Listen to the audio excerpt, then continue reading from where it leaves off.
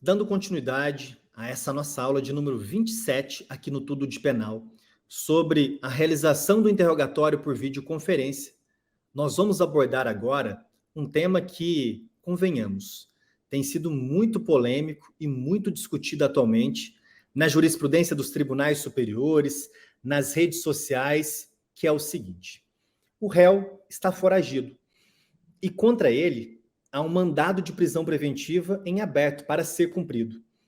Foi designada uma audiência de instrução em julgamento. Nessa audiência de instrução será produzida a prova testemunhal, talvez será inquirida a vítima, e haveria também a possibilidade de o réu, se comparecesse, ser interrogado. Mas o réu não quer comparecer presencialmente, e isso porque ele está foragido, considera talvez a sua prisão ilegal, desnecessária, arbitrária, injusta, não quer comparecer e não quer se entregar. Mas ele, por outro lado, não abre mão do seu suposto direito de participar desse ato virtualmente, por meio de videoconferência. Ele não está abrindo mão, então, dos seus direitos processuais, dos seus direitos fundamentais à ampla defesa e ao contraditório. Diante desse cenário, e talvez também diante de um requerimento da defesa, o que o juiz deve fazer? O juiz deve viabilizar a participação do réu foragido de maneira virtual, por videoconferência, em uma audiência de instrução? Ou, por outro lado, isso configuraria uma má-fé, uma deslealdade, de modo que o Poder Judiciário não poderia anuir com a situação de fuga do réu e, com isso, indeferiria a sua participação no ato por videoconferência. Antes de compartilhar com vocês a minha opinião pessoal, vejamos o que é mais relevante, que é a jurisprudência dos tribunais superiores. Vamos começar com o entendimento do STF. Até agora, no STF, quando eu gravo essa aula para vocês, final do mês de julho do ano de 2023, tem predominado o entendimento no sentido da impossibilidade de participação virtual do réu foragido em uma audiência. Vou repetir, no STF até agora, tem predominado o entendimento no sentido de que não é possível. Réu, você está foragido? Há contra você um mandado de prisão preventiva. Se você quer participar da audiência de instrução, acompanhar a produção da prova testemunhal, ser eventualmente interrogado, você precisa comparecer presencialmente e se entregar. Nesse sentido, eu anotei aí no slide para vocês alguns julgados. Medida cautelar no HC 230-371, relatoria do ministro Barroso, decisão monocrática de julho de 2023. O HC 229-517, com decisão monocrática da ministra Carmen Lúcia, de junho de 2023.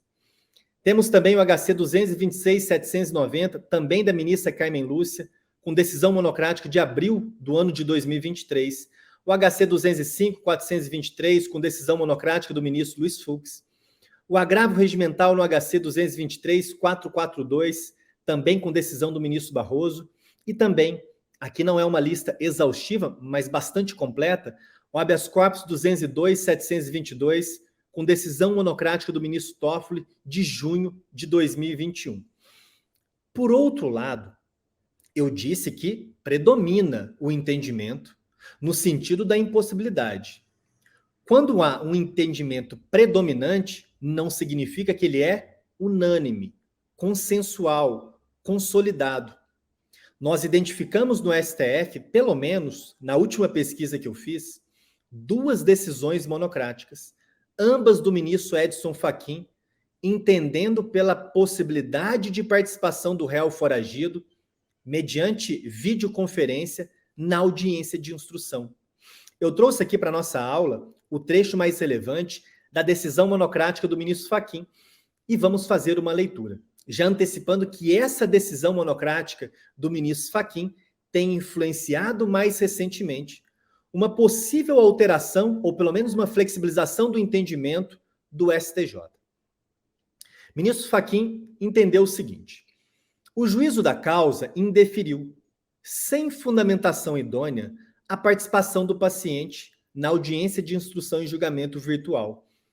Observo, prima facie, que o fato de o paciente não se apresentar à justiça não implica renúncia tácita ao direito de participar da audiência virtual. Em verdade, a relação de causa e efeito estabelecida pela autoridade coatora, foragido, logo impedido de participar dos atos instrutórios, não está prevista em lei. Ainda que estivesse, a meu ver, não se coadunaria com o sistema constitucional vigente, segundo o qual o processo penal deve ser instrumento a serviço da máxima eficácia das garantias constitucionais. E o ministro Fachin prossegue.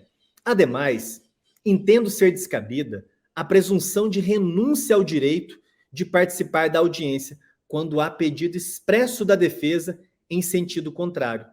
Ora, fosse a audiência presencial, teria o acusado o direito de comparecer espontaneamente ao ato. Da mesma forma, o comparecimento à audiência virtual deve ser facultado ao acusado, a fim de que possa acompanhar a produção da prova oral e exercer sua autodefesa. Finalmente, no mais, condicionar o exercício do direito do contraditório e da ampla defesa à prisão do réu, ao menos numa primeira análise, viola o devido processo legal substantivo e representa resgate do já revogado artigo 594 do Código de Processo Penal, que exigia que o réu se recolhesse à prisão para apelar. Temos, nesse sentido, duas decisões do ministro Fachin. Medida cautelar no HC 215-106, do dia 16 de maio de 2022, e também uma medida cautelar no HC 214-916.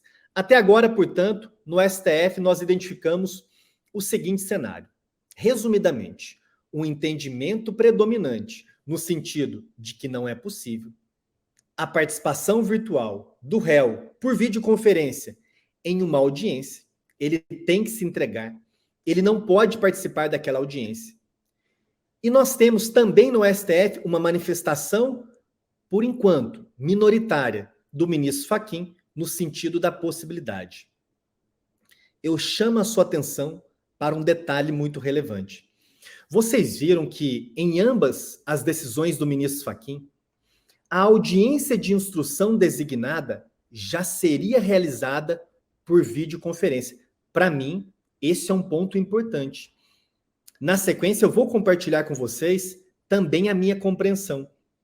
Nos casos decididos pelo ministro Fachin, o réu não pediu para participar de uma audiência presencial, mas ele, réu, por videoconferência. A audiência já seria realizada virtualmente, por videoconferência. O réu somente requereu a sua participação, que foi assegurada por essas decisões monocráticas do ministro Fachin, que transitaram, inclusive, em julgado. Vamos agora no STJ, em que igualmente predomina o entendimento no sentido da impossibilidade.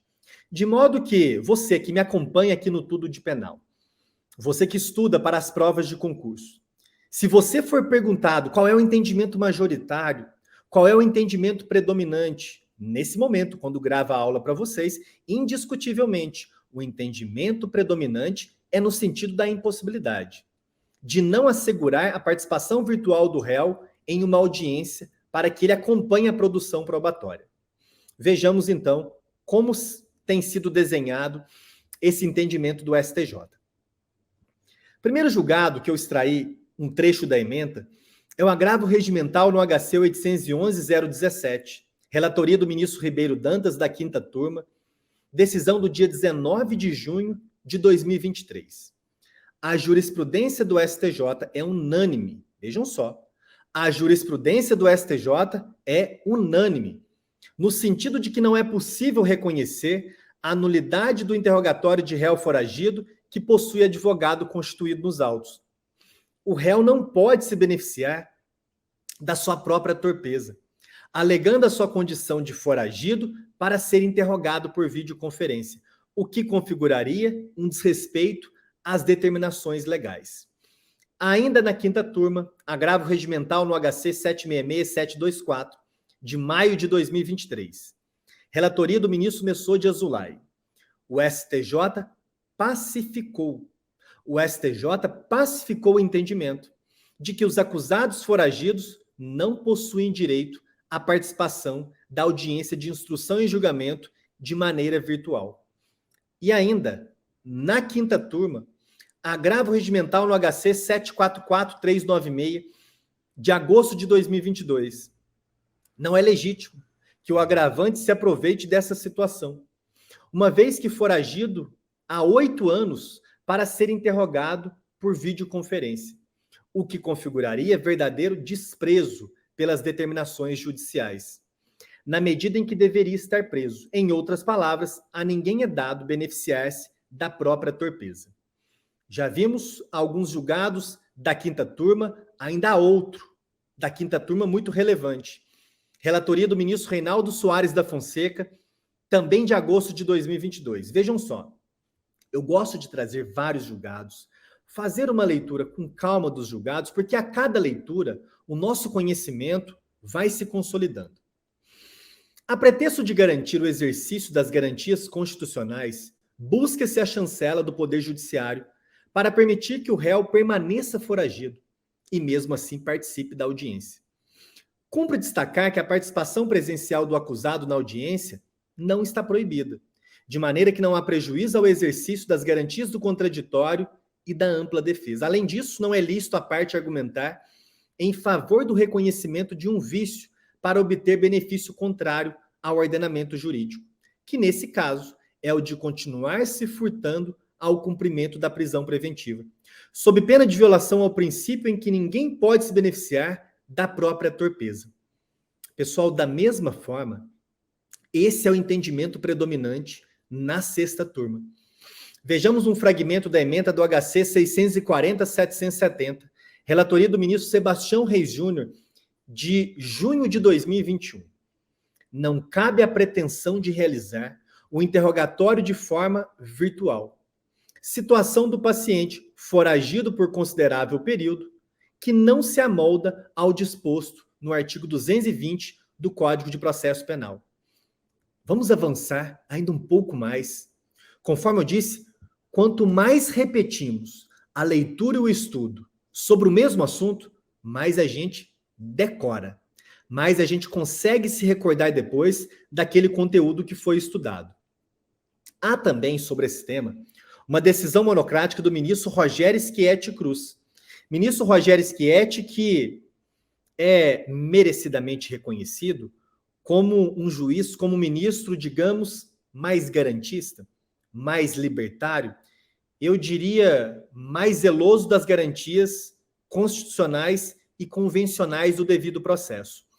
Mesmo o ministro Rogério Schietti ainda não acolheu essa possibilidade de o réu participar virtualmente de uma audiência de instrução quando o réu está foragido. Trouxe para vocês um fragmento da decisão do ministro Rogério Schietti, uma decisão monocrática, no habeas corpus 789-483. É um trecho um pouquinho mais extenso, mas já estamos aqui no final dessa aula, façamos uma leitura com atenção.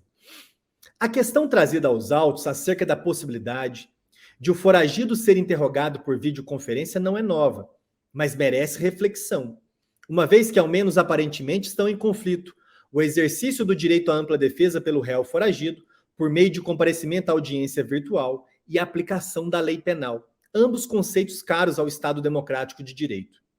O direito de presença é um desdobramento do princípio da ampla defesa, contudo, o comparecimento físico não é indispensável à validade do ato. Seguindo, pulando um trecho.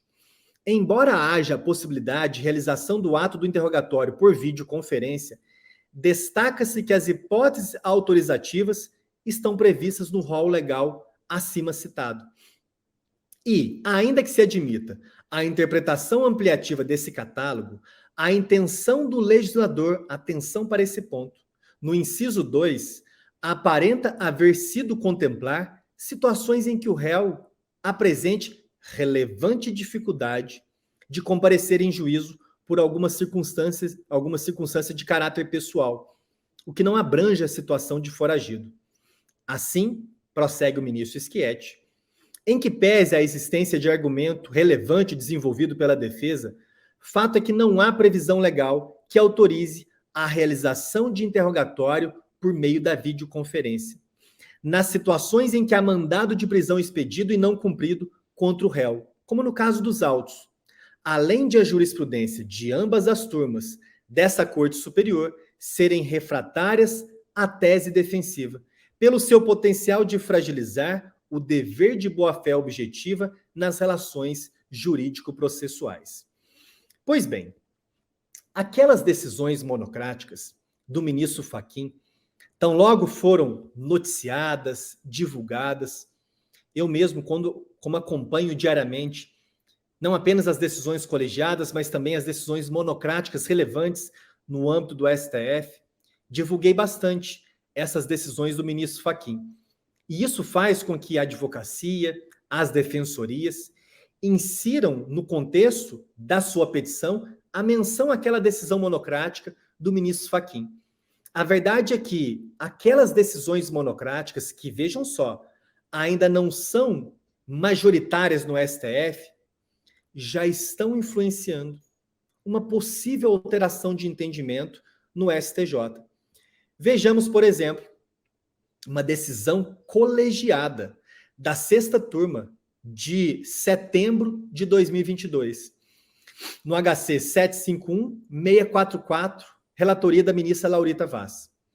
Ressalta-se que nem o texto constitucional, nem a legislação infraconstitucional condicionam o exercício do direito de presença ao prévio recolhimento do acusado à prisão. Ordem de habeas corpus concedida para, confirmando a liminar, determinar ao juízo de origem que autorize a participação virtual do paciente na audiência de instrução e julgamento.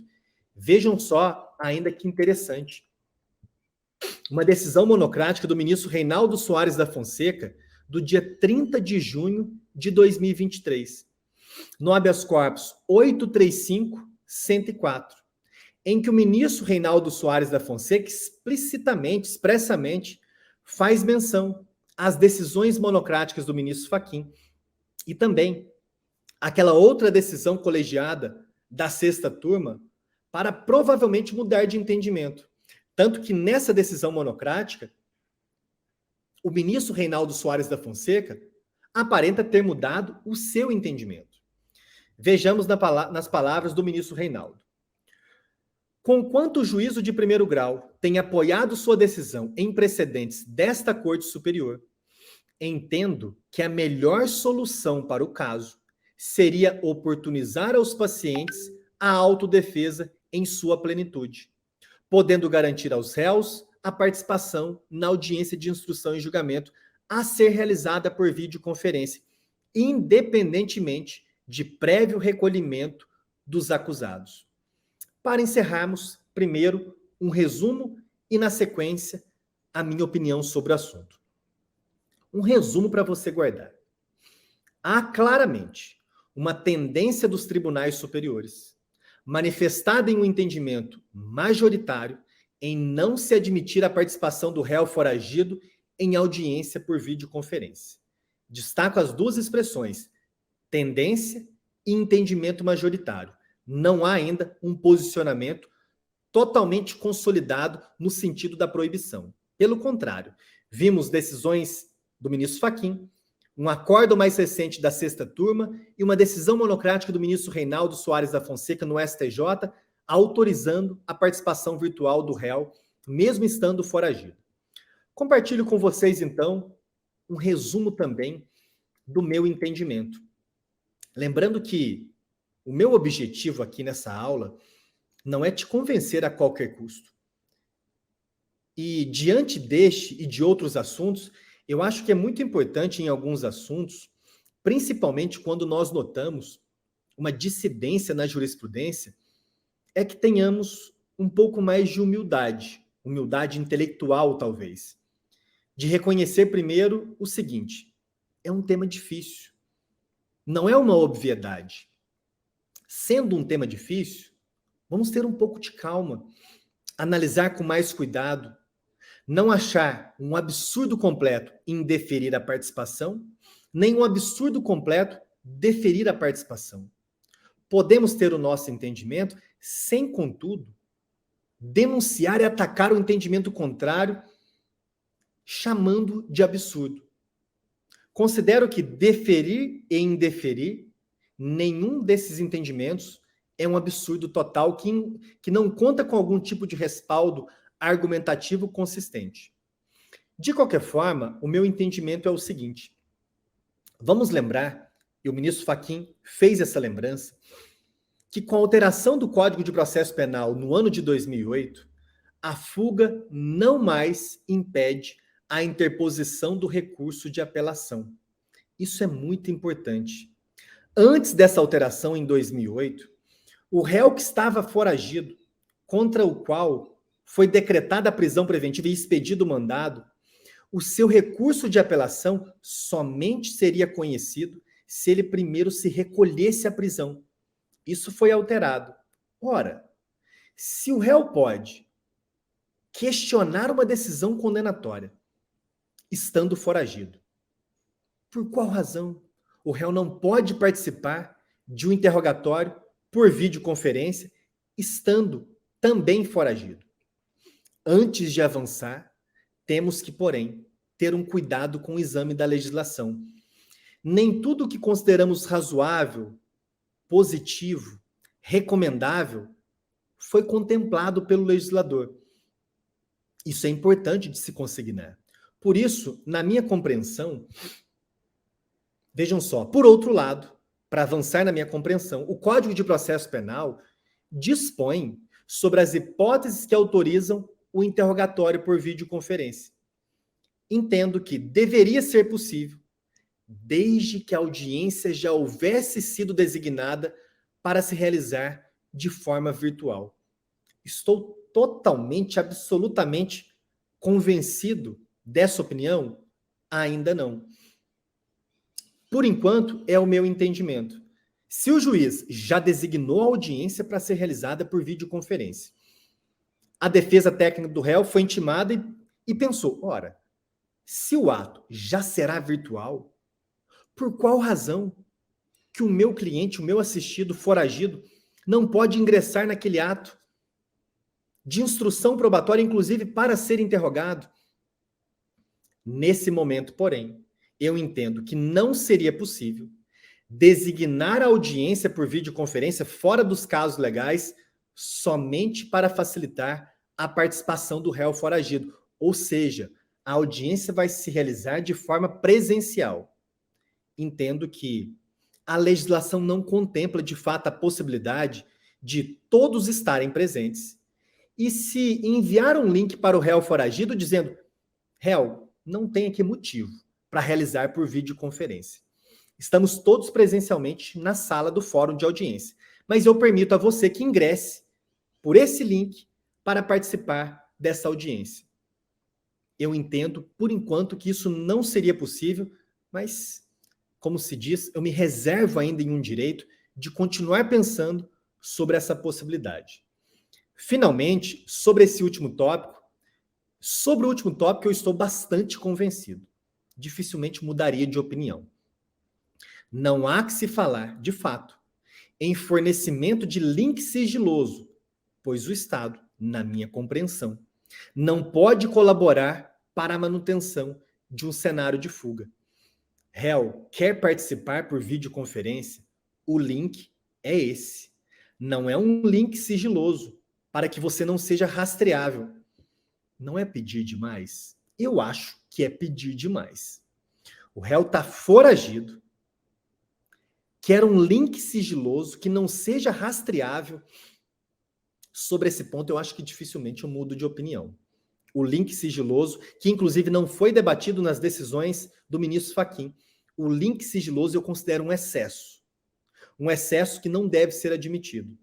E desconheço uma única decisão nos tribunais superiores que tenha viabilizado a participação do réu virtual numa audiência mediante link sigiloso.